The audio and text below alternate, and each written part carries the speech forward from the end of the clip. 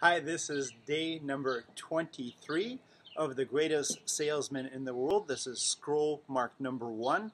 Today I begin a new life. I shed my old skin, which hath too long suffered the bruises of failure and the wounds of mediocrity.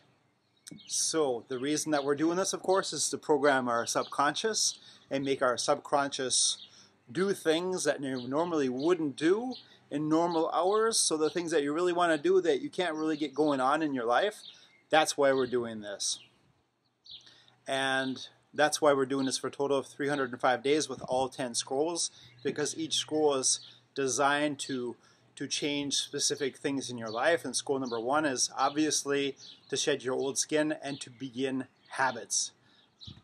Habits are what it's all about. If you have good habits, you have a good way in life. If you have bad habits, it really stops you from doing anything really that amounts to a big thing in your life, that you can really get the big goals happening in your life that you want to make happen. So today I'm born anew, and my birthplace is a vineyard where there is fruit for all. Today I'll pluck grapes of wisdom from the tallest and fullest vines in the vineyard, for these were planted by the wisest of my profession who have come before me generation upon generation. Today I will savor the taste of grapes from these vines, and verily I will swallow the seed of success buried in each, and new life will sprout within me. The career I have chosen is laden with opportunity, yet it is fraught with heartbreak and despair, and the bodies of those who have failed, where they piled one atop another, would cast its shadow down upon all the pyramids of the earth.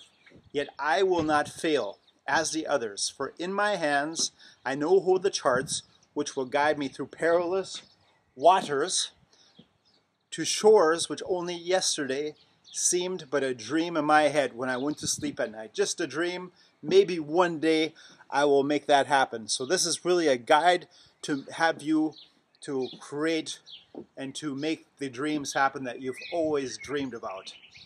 Failure will no longer be my payment for my struggle. Just as nature made no provision for my body to tolerate pain, neither has it made any provision for my life to suffer failure.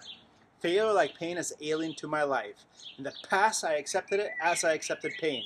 Now I reject it, and I am prepared for wisdom and principles, which will guide me out of the shadows into the sunlight of wealth, position, and happiness, far beyond my most extravagant dreams, until even the golden apples in the garden of asparagus will seem no more than my just reward.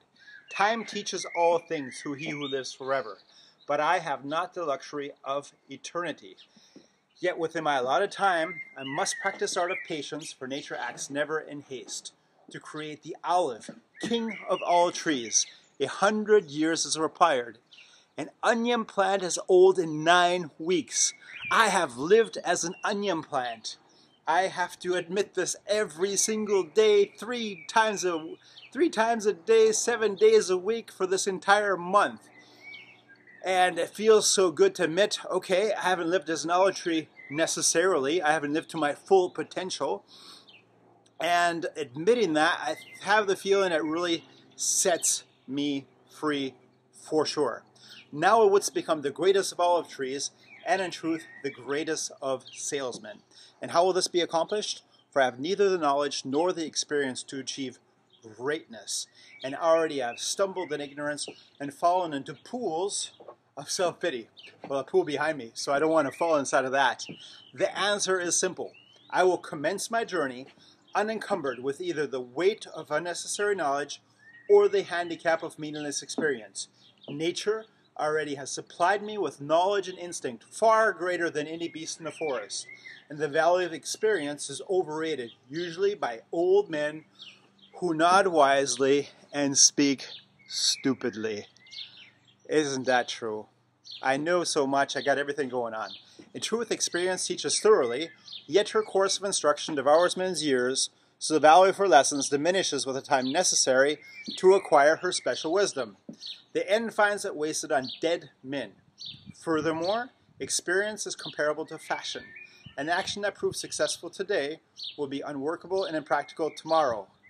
Only principles endure, and these I now possess, for the laws that will lead me to greatness are contained in the words of these scrolls. What they will teach me is more to prevent failure than to gain success. For what is success other than a state of mind? Which two among 1,000 wise men will define success in the same words? Yet failure is always described in one way. Failure is man's inability to reach his goals in life, whatever they may be. In truth, the only difference between those who have failed and those who have succeeded lies in the difference of their habits. Good habits are the key to all success. Bad habits are the unlocked door to failure. Thus, the first law I will obey, which precedes all others, is, I will form good habits and become their slave. As a child, I was slave to my impulses. Now I am slave to my habits.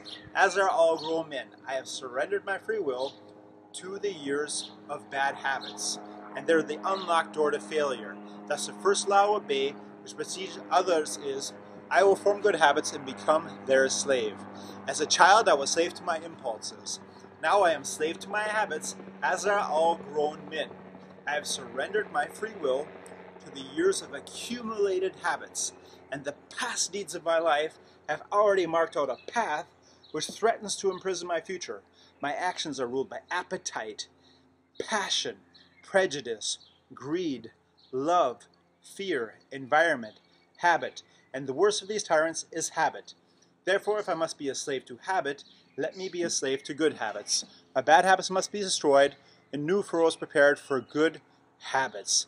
I will form good habits, and I will become their slave. And how will I accomplish this difficult feat? For these scrolls it will be done. For each scroll contains a principle which will drive a bad habit from my life and replace it with one which will bring me closer to success. For there's another of nature's laws that only a habit can subdue another habit. So in order for these written words to perform their chosen task, I must discipline myself with the first of my new habits, which is as follows. I will read each scroll for 30 days in a prescribed manner before I proceed to the next one. And what will be accomplished with this habit? Herein lies the hidden secret of all man's accomplishments. As I repeat the words daily, they will soon become a part of my active mind, and they will seep into my other mind, that mysterious source, my subconscious. And I make a solemn to my oath to myself that nothing will retard my new life's growth. I will lose not a day from these readings, for that day cannot be retrieved, nor can I substitute another for it. I must not, I will not break this habit of daily reading from these scrolls, and in truth, the few moments spent each day on this new habit but are a small price to pay for the happiness and success that will be mine. Today my old skin has become as dust. I will walk tall among men, and they will know me not, for today I am a new man with a new life. Thank you very much for tuning in to me again today, and the time is running. I need to be running right here. I have to go to a birthday, and everybody is waiting and looking at me and is like, what's going on here? Why is he doing this video? It's because I promised to do 3 videos a day, and I have to do this today. Otherwise, it's a no-go. This is #1 priority for me until February of next year. May to February, 10 months. So that's that right there. I am keeping my promise.